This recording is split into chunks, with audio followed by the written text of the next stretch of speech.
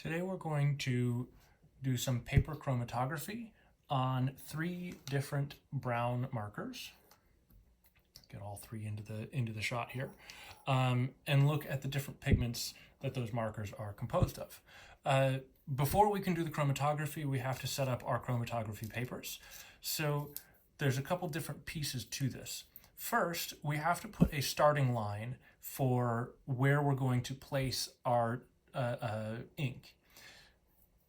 We want to put this starting line a little bit above the bottom of the piece of paper because the bottom is going to rest in your chromatography solvent. If the solvent is above where your marker dot is, then your marker is just going to flow downward into your big pool of solvent.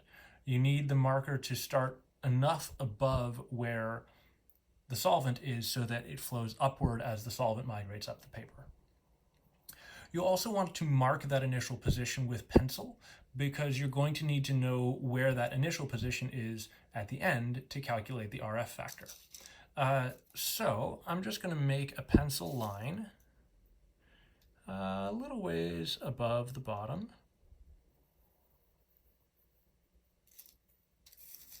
And we'll do it in a similar position on both pieces.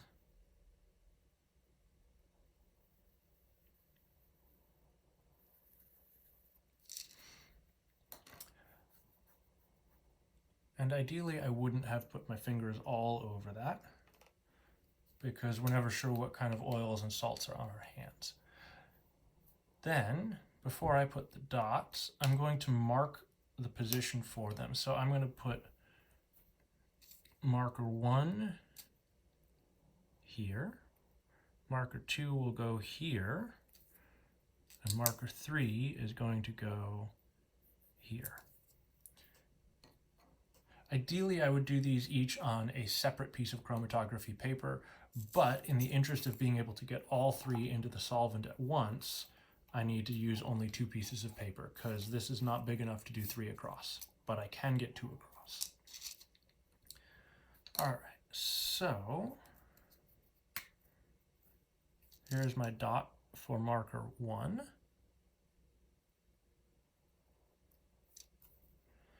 And I'm trying to just make a compact dot. I don't want a big smear of ink. And I'm going to label this with 1. Notice I'm doing all of the marking in pencil. The stuff that I don't want to move needs to be in pencil. The graphite will not migrate with the solvent. If I were to do this in pen, there's a decent chance that the pen would move.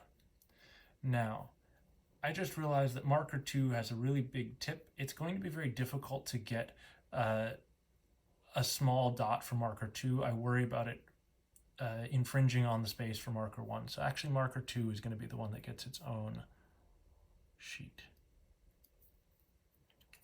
See, not easy to get a compact dot here for marker 2. So there's going to be marker 2, and marker 3 will sit there.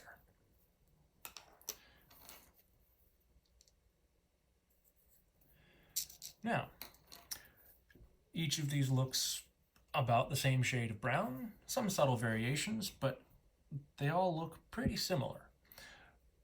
What I'm going to do next is add some water to the bottom of the beaker.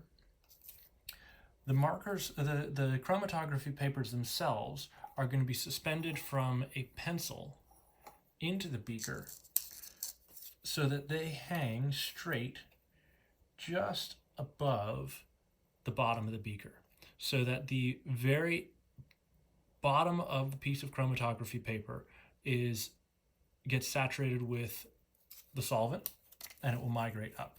So I'm going to use a piece of tape to tape these in exactly the right location.